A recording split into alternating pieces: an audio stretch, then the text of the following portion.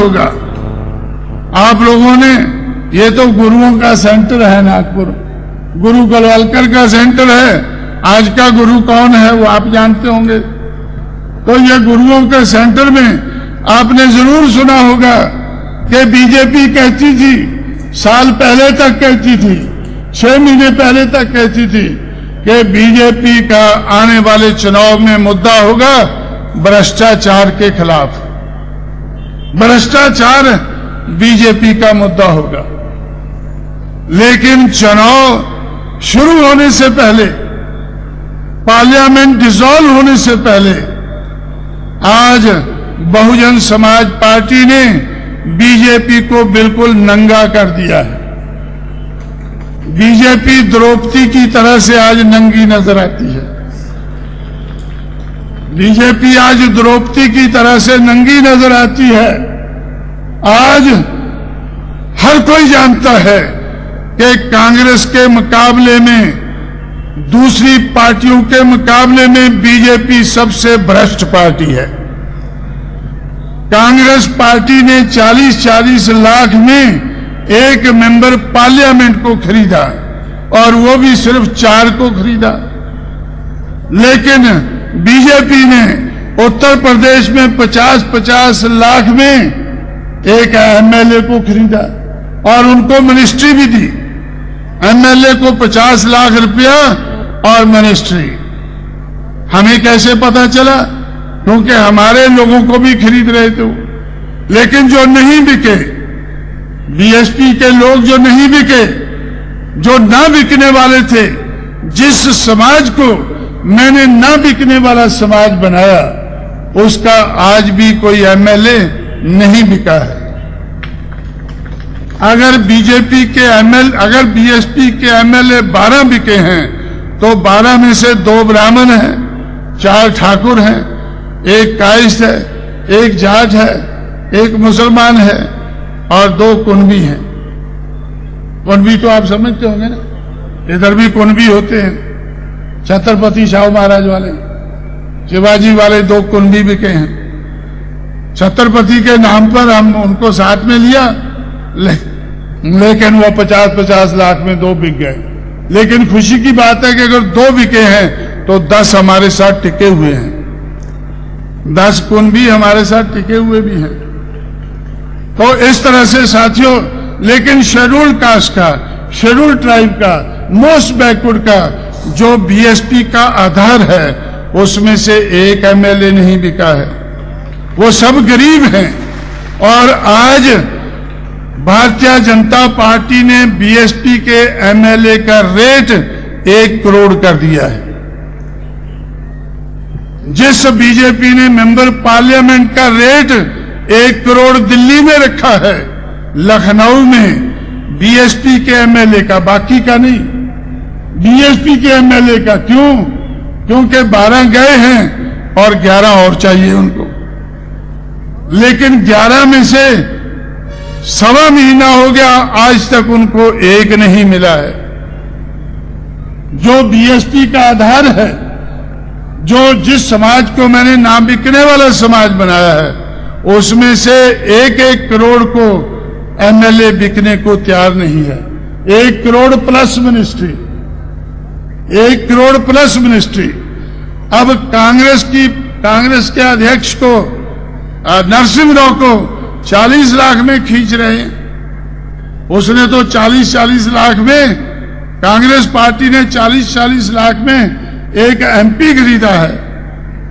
भाई एमपी का रेट तो ज्यादा होना चाहिए। और बीजेपी ने 50-50 लाख को एक एमएलए खरीदा है।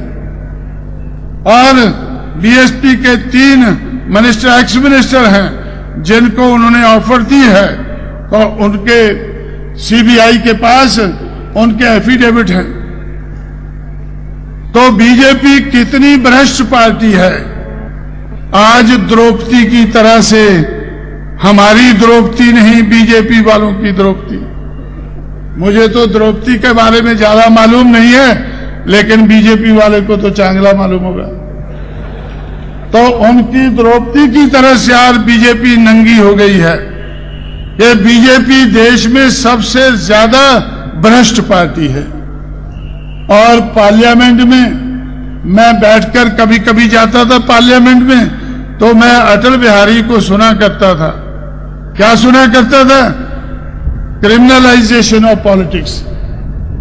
पॉलिटिक्स में का अपराधीकरण जो हुआ है उसके खिलाफ वो बहुत शुद्ध भाषा में बोला करते थे, शुद्ध हिंदी में वो बोला करते थे कि भाई यह अपराधीकरण जो हो गया है राजनीति में, बीजेपी इसको खत्म करेगी।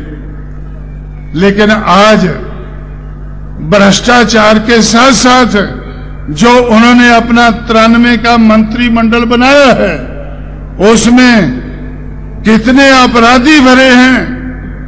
वो गुरुओं की आप गुरुओं के शहर में आप लोगों के गुरुओं का जब आपका जो मीडिया है उन्होंने आपको बताया होगा कितने अपराधी हैं। मैं तो एक को जानता हूं जिसने 24 मर्डर किए हैं, जिसने 24 मर्डर किए हैं। आज वो बीजेपी की मिनिस्ट्री में मिनिस्टर है, आज भी वो संतोष नहीं है, आज भी वो संघर्ष कर रहा है कि मुझे होम मिनिस्टर बनाना चाहिए, मुझे होम मिनिस्टर बनाना चाहिए, मुझे ऐसा मिनिस्टर बनाना चाहिए जिसके अंडर में पुलिस हो, जिसके अंडर में कलेक्टर हो, ऐसा मिनिस्टर मुझे बनाना चाहिए। 24 मर्डर करने वाला मिनिस्टर आज बीजेपी से सौदा कर रहा है, संघर्ष कर रहा है कि मुझे होम मिनिस्टर बनाओ भाई। तो कितना बीजेपी ने भ्रष्टाचार को और अपराधीकरण को कितना बढ़ावा दिया है। बाकी पार्टियां अपने आप को सेकुलर कहती हैं और बीजेपी को कम्युनल कहती हैं, लेकिन मैं तो एक ही ब्रश से उनको साफ कर देता हूं कि सारी पार्टियां, चाहे वो बीजेपी है, कांग्रेस है, जनता दल है, जनता पार्टी है, कम्युनिस्ट है, ये सारे कम्युनल हैं। इनमें से कोई सेकुलर नहीं है, इनमें से सारे कोई सेकुलर नहीं, सारे कम्युनल है। तो बीजेपी अगर दूसरे नाग हैं, अगर दूसरे नाग हैं तो बीजेपी कोबरा है। सिर्फ जहर में ही फर्क है, किसी में कम जहर है, किसी में ज्यादा जहर है, सिर्फ जहर का ही फर्क है। लेकिन बीजेपी ज्यादा कम्युनल है, कांग्रेस भी कम्युनल है, इसीलिए हमने कांग्रेस को सजा दी है। और मैं आज इस मंच से आपको कहना चाहता हूं, आपसे वादा करता हूं कि आप लोग देखते रहें, कुछ भी ना करें, सिर्फ देखते रहें। कांशीराम जिस तरह से कांग्रेस को सजा दी है उसी तरह से बीजेपी को भी सजा देकर रहेगा, उसी तरह से भ्रष्ट बीजेपी, अपराधियों की बीजेपी, कम्युनल बीजेपी, जो भी बीजेपी, मनुवादी बीजेपी।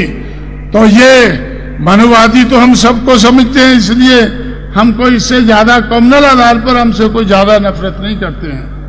लेकिन भ्रष्टाचार करने वाली, और ये इधर बॉम्बे के नजदीक कौन था, एनरॉन का था, एनरॉन, हाँ, इधर आप लोगों ने जैसे मायावती मुख्यमंत्री बनी, मैंने मायावती से कहा कि 6 महीने में आपको 6 साल का काम करना है। ये तो करना है, क्या क्या करना वो उनको कहा, क्या नहीं करना है ये भी मैंने उनसे कहा कि 6 महीने में आपने कोई MOU साइन नहीं करना है, आपने मेमोरेंडम ऑफ अंडरस्टैंडिंग कोई साइन नहीं करना है।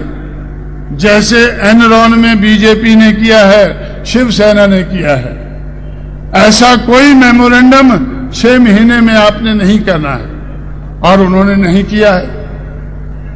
आज तक उन्होंने 6 महीने में कोई इस तरह का भ्रष्टाचार का जब हमने साइन ही नहीं किया है तो पैसा मिलने का सवाल ही नहीं पैदा होता।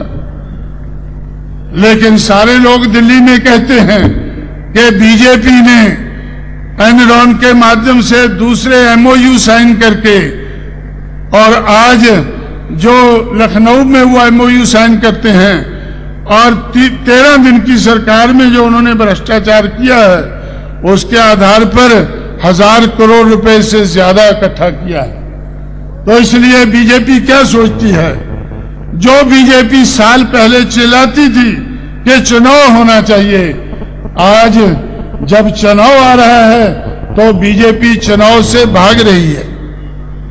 बीजेपी सबसे ज्यादा चुनाव से भाग रही है। क्यों भाग रही है?